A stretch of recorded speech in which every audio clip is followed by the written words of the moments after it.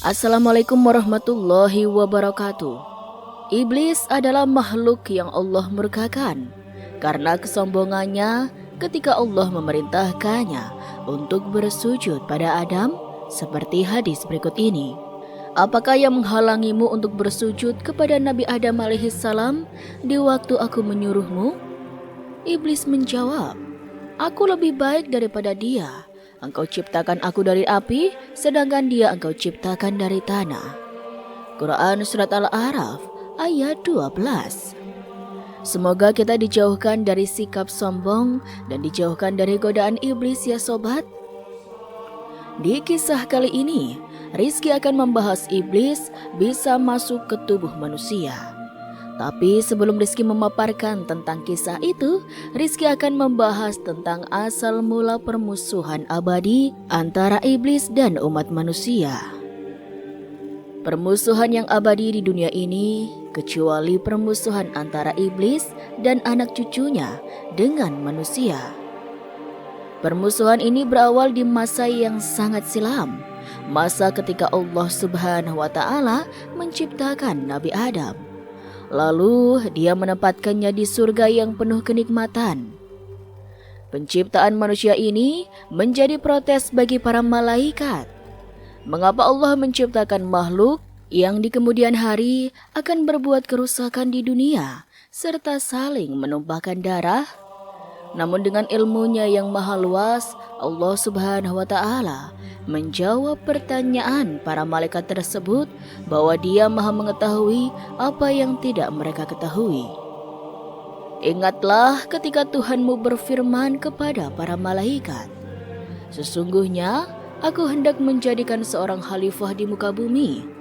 Mereka berkata, mengapa engkau hendak menjadikan khalifah di bumi itu orang yang akan membuat kerusakan padanya dan menumpahkan darah? Padahal kami senantiasa bertasbih dengan memuji engkau dan mensucikan engkau. Tuhan berfirman, sesungguhnya aku mengetahui apa yang tidak kamu ketahui. Quran Surat Al-Baqarah ayat 30. Akhirnya dengan segala ketundukan, para malaikat bisa memahami serta mengakui benarnya keputusan Allah tersebut. Mereka menjawab, Maha suci engkau, tidak ada yang kami ketahui selain dari apa yang telah engkau ajarkan kepada kami. Sesungguhnya engkaulah yang maha mengetahui lagi maha bijaksana. Mereka menjawab, Maha suci engkau, tidak ada yang kami ketahui selain dari apa yang telah engkau ajarkan kepada kami. Sesungguhnya engkaulah yang maha mengetahui lagi maha bijaksana. Quran Surat Al-Baqarah ayat 32. Untuk menunjukkan tepatnya keputusan yang dibuatnya, Allah Subhanahu wa Ta'ala mengajarkan kepada Adam nama-nama seluruh benda serta rahasia alam semesta yang tidak diajarkan kepada para malaikat. Ketika Allah Subhanahu wa Ta'ala memerintahkan para malaikat dan Adam untuk menyebutkan nama-nama itu, ternyata para malaikat tidak mampu menyebutkannya, sedangkan Adam mampu menyebutkannya dengan sangat baik. Kemampuan menyebutkan nama-nama sebagai buah dari pelajaran yang Allah Subhanahu wa Ta'ala berikan, menunjukkan bahwa Adam memiliki keunggulan yang tidak dimiliki para malaikat. Nama senantiasa menunjukkan sesuatu. Dengan mengetahui nama, berarti kita mengetahui serta memiliki gambaran mengenai nama tersebut. Nama ekuivalen dengan konsep atau lambang atau simbol yang menunjukkan adanya kemampuan pikir, akal, serta kecerdasan. Dengan kata lain, walau diciptakan dari saripati tanah, Adam dianugerahi kecerdasan akal pikiran yang tidak dimiliki makhluk lainnya, khususnya malaikat, walaupun mereka diciptakan dari cahaya. Adanya kemampuan ini memungkinkan manusia mengemban amanah sebagai khalifah di muka bumi, serta membangun peradaban di dalamnya. Karena kelebihannya ini, Adam menjadi sangat istimewa, sehingga Allah Subhanahu wa Ta'ala pun memerintahkan para malaikat untuk bersujud kepada Adam. Karena ketaatannya mereka bersujud, kecuali iblis. Dan ingatlah ketika kami berfirman kepada para malaikat, sujudlah kamu kepada Adam. Maka sujudlah mereka kecuali iblis.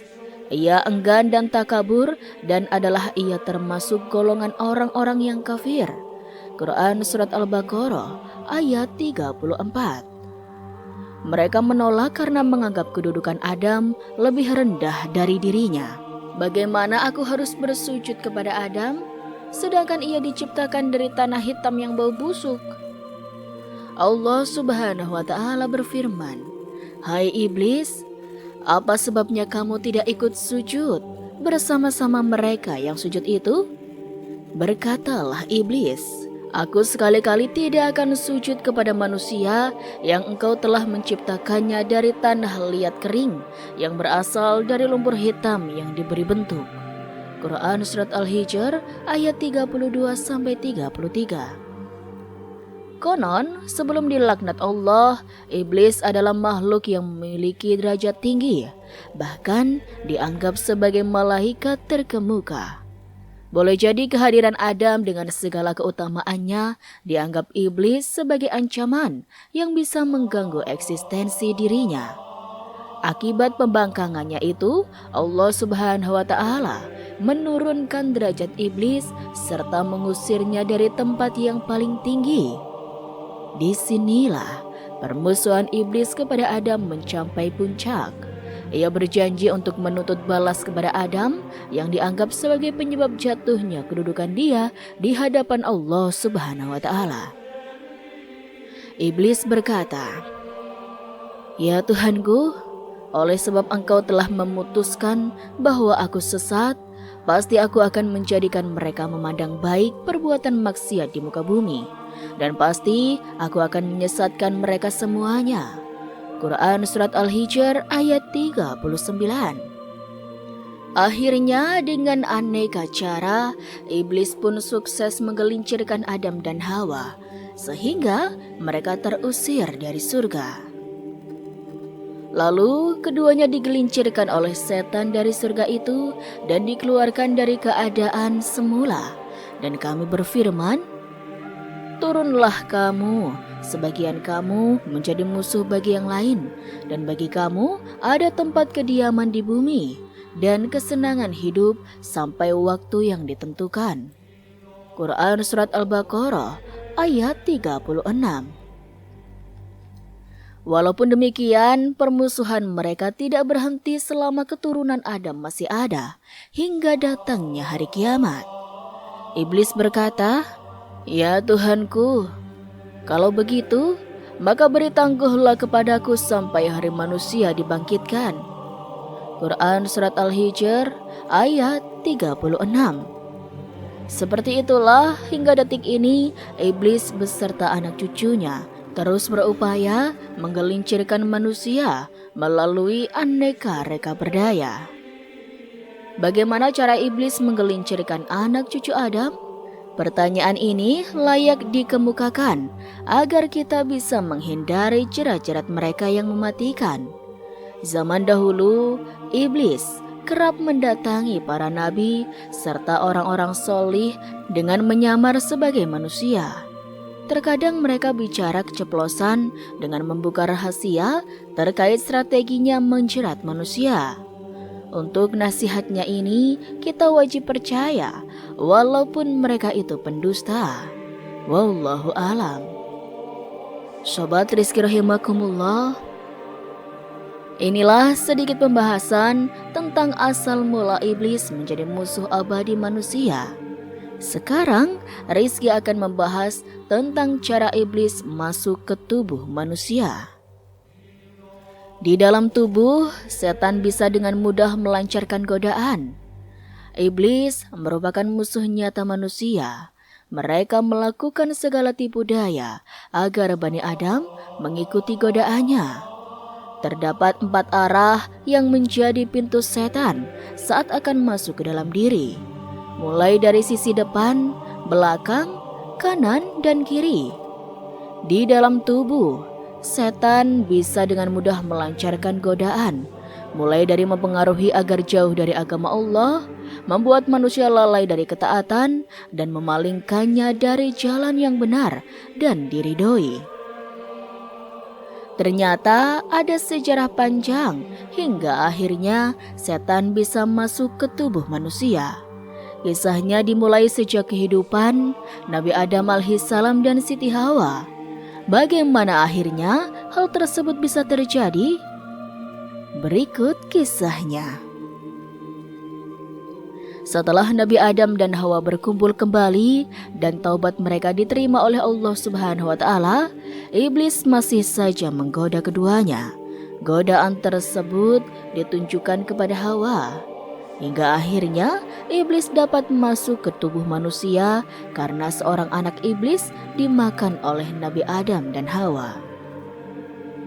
Suatu hari, Nabi Adam meninggalkan Hawa seorang diri karena satu keperluan yang harus beliau lakukan. Datanglah iblis bersama anaknya bernama Kanas. Iblis berkata, "Aku harus pergi untuk melakukan sesuatu hal yang penting. Tolonglah, jaga anakku ini hingga aku kembali." Hawa pun menerima anak itu dan iblis pun pergi. Setelah Nabi Adam kembali pulang, dia kaget tengah mendapati Hawa bersama anak iblis tersebut. Nabi Adam pun sangat marah. Namun Hawa membela diri. "Dia adalah anak iblis yang dititipkannya kepadaku," jawab Hawa. "Mengapa engkau sudi menolongnya?" tanya Nabi Adam. Dengan sangat marah, anak iblis itu dibunuhnya, dicincangnya, dan setiap cincangan itu digantungkan di dahan pohon. Setelah itu, Nabi Adam pun pergi. Selang beberapa lama kemudian, iblis pun datang menemui Hawa untuk mengambil anaknya. "Di manakah anakku?" tanya iblis kepada Hawa. Hawa menerangkan bahwa telah terjadi sesuatu. "Adam telah mencincang-cincang tubuh anakmu dan setiap potongan anakmu digantungkannya pada dahan pohon," jelas Hawa kepada iblis. Si iblis kemudian menyerukan nama anaknya dan potongan-potongan tubuh anaknya berkumpul, dan Kanas pun hidup kembali seperti sedia kala. "Jagalah dia, karena aku ada urusan lain yang harus aku kerjakan," pinta iblis kembali kepada Hawa. Mula-mula Hawa menolak permintaan iblis, akan tetapi iblis memohon sedemikian gigihnya sehingga ia menyerah. Setelah itu pergilah si iblis meninggalkan tempat itu. Ketika Adam pulang, terlihatlah olehnya anak iblis itu. "Apa arti ini semua?" tanya Adam. Hawa kemudian mengisahkan yang telah terjadi. Namun Adam malah memukuli Hawa. "Aku tak tahu apakah rahasia di balik semua ini," kata Adam. "Kenapa engkau tidak mematuhi aku dan lebih mematuhi seteru Allah Subhanahu wa taala dan diperdaya oleh bujuk rayunya?" tanya Adam. Tak berapa lama kemudian, Adam pun membunuh anak iblis tersebut untuk kedua kalinya dan mayatnya dibakar. Kemudian sebagian abunya dibuang ke dalam air dan sebagian lagi dibuangnya ke udara dan diterpa oleh angin. Setelah itu Adam pun pergi lagi. Si iblis datang menanyakan anaknya. Hawa menceritakan hal yang telah dilakukan Adam kepada anaknya. Iblis pun berteriak memanggil anaknya, dan abu-abu mayat anaknya yang dibakar tadi berkumpul. Kemudian Hanas hidup kembali dan bersimpuh di depan ayahnya. Sekali lagi iblis ingin meminta pertolongan kepada Hawa untuk menjaga anaknya. Namun Hawa menolak. "Aku tidak mau, pastilah Adam akan membunuhku nanti," jawab Hawa. Iblis membujuk dengan berbagai sumpah sehingga akhirnya Hawa pun sekali lagi menyerah. Si iblis pergi dan tidak beberapa lama kemudian Adam pulang ke rumah dan didapatinya Hawa bersama anak iblis itu lagi. Allah lah yang mengetahui apa yang akan terjadi sekarang ini. "Engkau lebih menuruti kata-kata iblis daripada kata-kataku?" kata Nabi Adam kepada Hawa. Nabi Adam pun menyembelih dan memasak anak iblis tersebut. Separuh dari tubuh Hanas dimakan Adam sendiri dan sebagian lainnya diberikan kepada Hawa untuk dimakan sampai habis. Riwayat lain mengatakan bahwa iblis masih mampu menghidupkan anaknya kembali setelah langkah terakhir Adam ini. Wallahu a'lam. Tak beberapa lama kemudian, iblis datang menanyakan anaknya dan Hawa menceritakan apa yang sedang terjadi. Anakmu dimasak oleh Adam, separuh tubuhnya aku makan dan separuhnya lagi dimakan oleh Adam, kata Hawa kepada iblis. Inilah yang selama ini aku inginkan, seru iblis kegirangan. Aku ingin menyusup ke dalam tubuh Adam.